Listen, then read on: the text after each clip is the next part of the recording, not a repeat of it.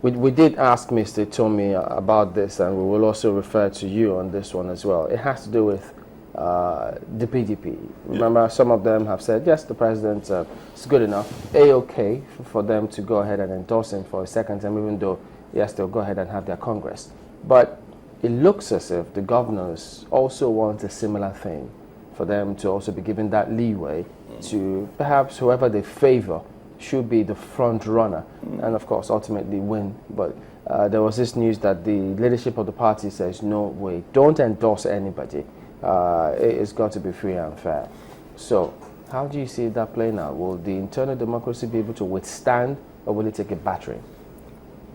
Let me start with the last question, whether the internal democracy. If the internal democracy will take it, you understand? It's very elastic.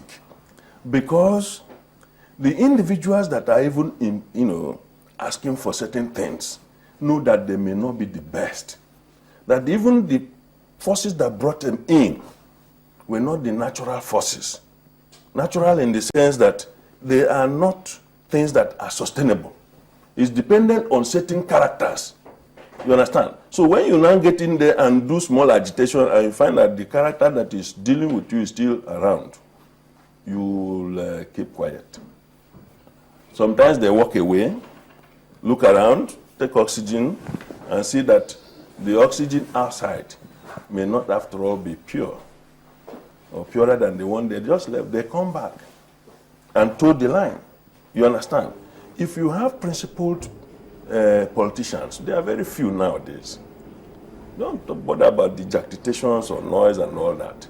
The whole thing is about bread and butter. If you have principled politicians, you are interested in your name. I don't go for this because it is not consistent with my worldview. It's not consistent with what I believe. I don't want to be associated with this. I can be on the sideline rather than just be in the limelight just for the lucre of the office. You get the point? We have very few of them nowadays.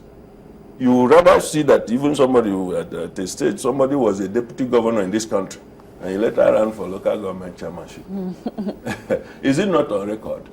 So we have also seen politicians who, after being minister, they can even be commissioner if you appoint them in the state, and so on and so forth. It's not so much about principle. It is about what can, and you see that some people are perpetually at the corridors of power, even if it is to be sweeping the corridor. Yet so that is not principle. Yet you are saying that we seem to have a new Nigeria. You know, how much change has actually come into this new Nigeria? Very good. You see, the new Nigeria is not by those characters I'm mentioning. The new Nigeria comes from people like you, the silent majority. And they are working. Nigeria is no longer the same as what it was 10 years ago. If Obasanjo should come back to power, he'll be very surprised how the political terrain has changed. Even as he thought, he still think that it's still very, relevant. I don't know whether you get more. The point is that you are getting people who have different worldview. Those who have worked very hard throughout their life, on their own, independent of any support from any government. And they are capable of taking decisions on their own. Except where you come and put some more gun or some kind of threat that threatens their life, then they find a way to meander out of it. But they are getting into the majority. And that's why the issue of candidacy is becoming an issue. In those days, it used to be, okay, this one laughs too much when I come out and they ask after my family too much. Okay, you have become the governorship candidate. Things are no longer working that way. That is even within the political, because a lot of people say that the silent majority, which you seem to be referring to, will only come into effect after the political parties have chosen who they want. Even in the choosing process. Yes. Choosing process is no longer as quiet. You're beginning to see the effect of boisterous now. Somebody majority. says, I'm not happy with it. He walks out of the party. It was not like that before. Before, you didn't want a situation where people would dab you as the opposition or as the irredentist or somebody who is challenging the leadership structure of the party. Today, you have so many of such people. The only thing is that the situation the two-party system is such that when you move here, you think the place is better, you go to the other side, you find that in fact it's one man that is apparently operating. Are you discounting Labour Party, APGA, and many of the other parties? You know, when these are political parties by our law, you understand? But we are talking about the two major political, like in America, there are usually dominant parties. And that's what the democratic setup, you know. The other one is to allow you to occupy your space. Regional, you can get local government here, get one governorship or two. Gradually, then form alliances.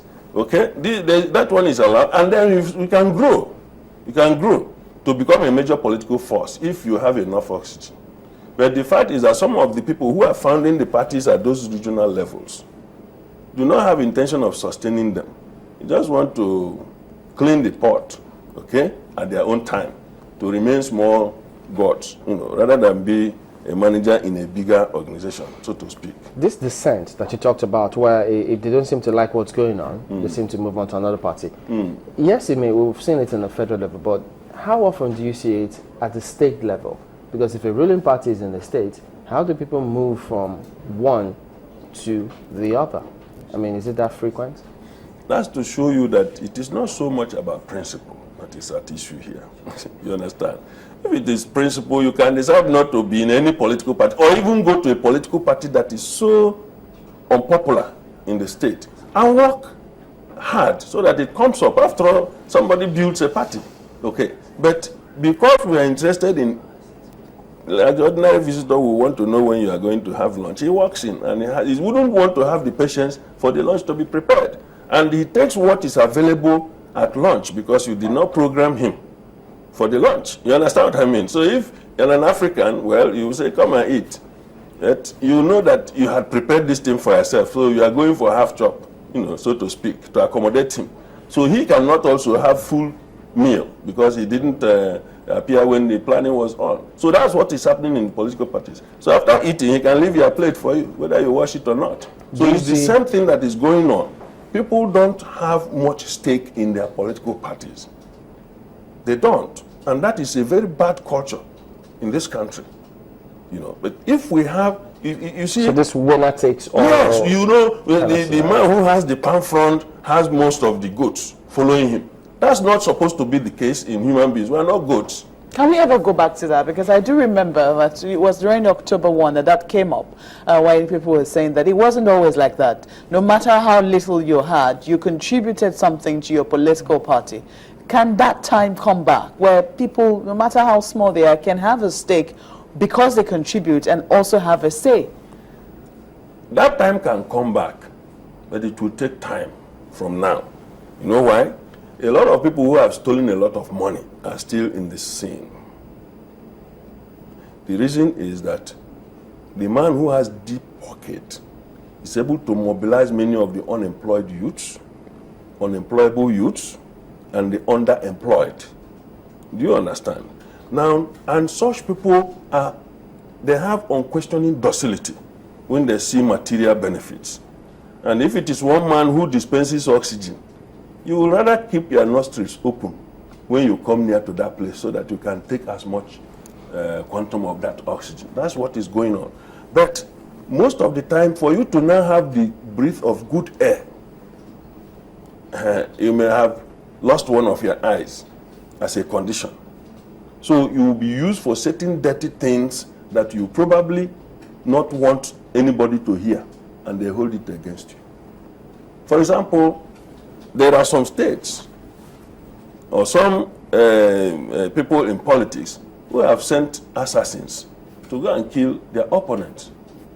And the young men may not want to know what is the basis of the quarrel because they have no philosophy of life.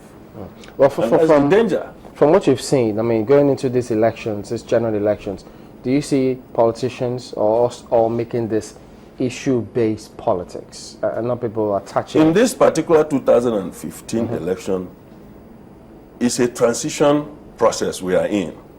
It will still take at least about 3-4 more administrations for the groundswell of the political change coming from the individuals who have worked themselves very hard and up, who don't owe anything to any particular individual, or even the system, the decrepit system that is being operated by some of these very backward-looking people. Because some of the people in power today are so backward-looking.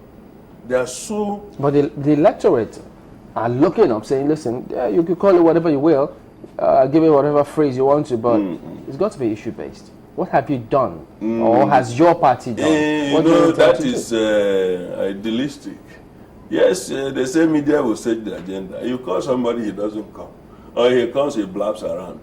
But he has been very busy doing something on the ground with people who are hungry.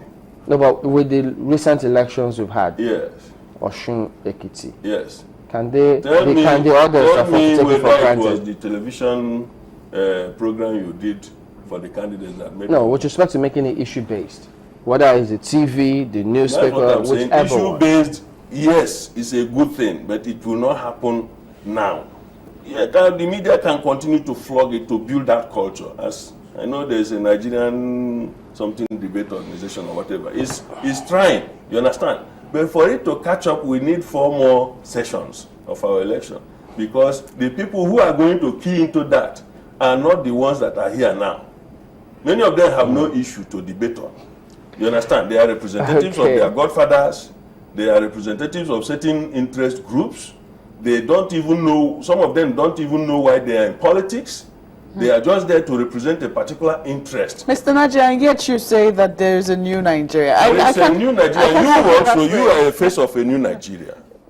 You understand? You are a face. You younger ones are faces of new Nigeria. The only thing I am saying is that some of you may not have access to power now, but you are building a groundswell of basis for snatching power from these decrepit groups that do not want to leave power because of its lucre and because of the levers it gives them to cause mayhem and trouble when it pleases them. All right, Mr. Chairman Naji, thank you for coming on again today. Pleasure. We'll be back in just a moment. It's sports coming up next. Join us again.